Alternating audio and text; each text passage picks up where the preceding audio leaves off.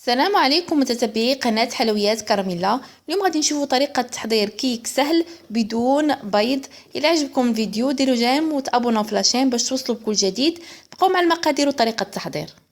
هنايا بمناسبة غلاء البيض غادي نشوفوا كيكة بدون بيض. غادي نحتاجوا ليها في المقادير. غادي نعطي هنايا العبار بالعنبة وكذلك بالغرام. عندي 240 مليلتر ديال الحليب اللي هي كاس ونص، كاس ديال الزيت اللي هي 160 مليلتر، كاس عنبه من الكاكاو الحلو ماشي المر، الكاكاو اللي كنستعملو مع الحليب، كاس عنبه ما يعادل 100 غرام، 150 حتى 160 غرام ديال السكر، يعني ما بين 150 حتى 160 على حسب الحلاوه نتوما كيفاش بغيتوها. عندي هنايا 2 معالق كبار ديال مايزينا اولا النشا، 2 اكياس من خميره الحلوى اولا البيكين باودر، كيس واحد من سكر فانيلا، رشه ملح، و2 معالق كبار من الخل. عندي 300 غرام ديال الطحين اللي هي 3 ديال الكيسان د العبار ديال العنبه. هنا بالنسبه للسكر عندي كاس عنبه، يعني ما بين 150 حتى 160 كما قلت. غادي نبداو على بركه الله. غادي نبدا بالسوائل. ندير هنايا الزيت، كذلك حليب، سكر فاني، وهاد شويه د الملح. خلط مزيان.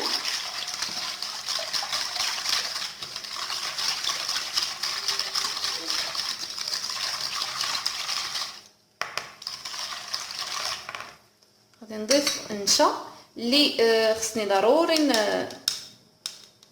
نغربلها مزيان.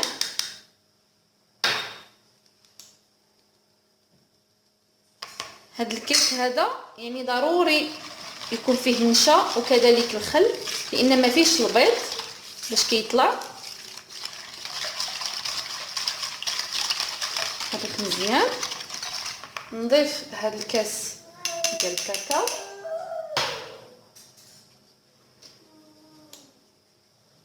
ونغربلو من الاحسن باش ما يبقاش دوك التكتلات ديال الكاكاو باينين في الكيك.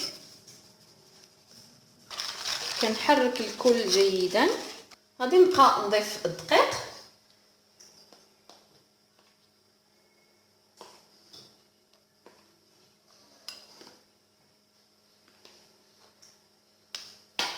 هاد 2 اكياس ديال الخميره كيميائيه اولا البيكين باودر. واخا الطحين كيكون مغربل الاحسن نغربلوه مره ثانيه.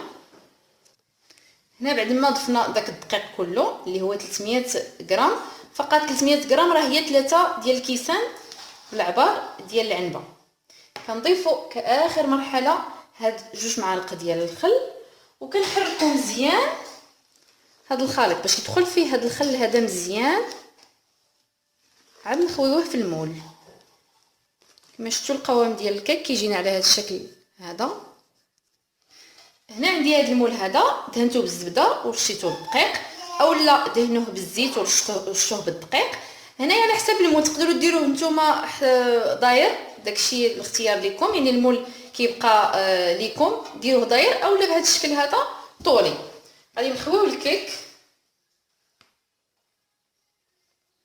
وغادي ندخلها للفران حتى طيب ونخرجوها. الشكل ديال الكيكه بعد ما كنخرجوها من الفران تجينا على هذا الشكل هذا.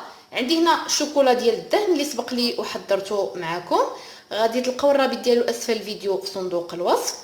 كما قلت هذا الشوكولا هذا راه ماشي غير ديال صالح غير الدهن في الخبز، يعني كنديرو حتى كندهنوا به حتى لي كيك من الفوق، وكنلصقوا به حتى لي صابلي. غادي ناخذ كميه وغادي نحاول نغلف هذا الكيك هذا بهذا الشوكولا.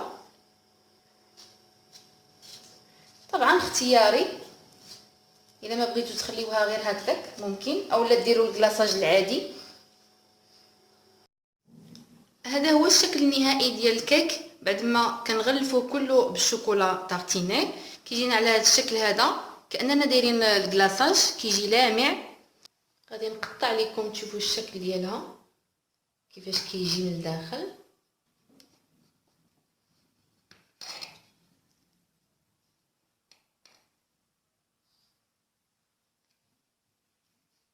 جينا على هذا الشكل هذا اللي كتشوفوه. نقرب لكم تفصيل. الى عجبتكم الوصفه ديال اليوم ديروا جيم وبارطاجيو واشتركوا في القناه باش توصلوا بجديد الوصفات. نتلاقاو في وصفه اخرى ان شاء الله، والسلام عليكم.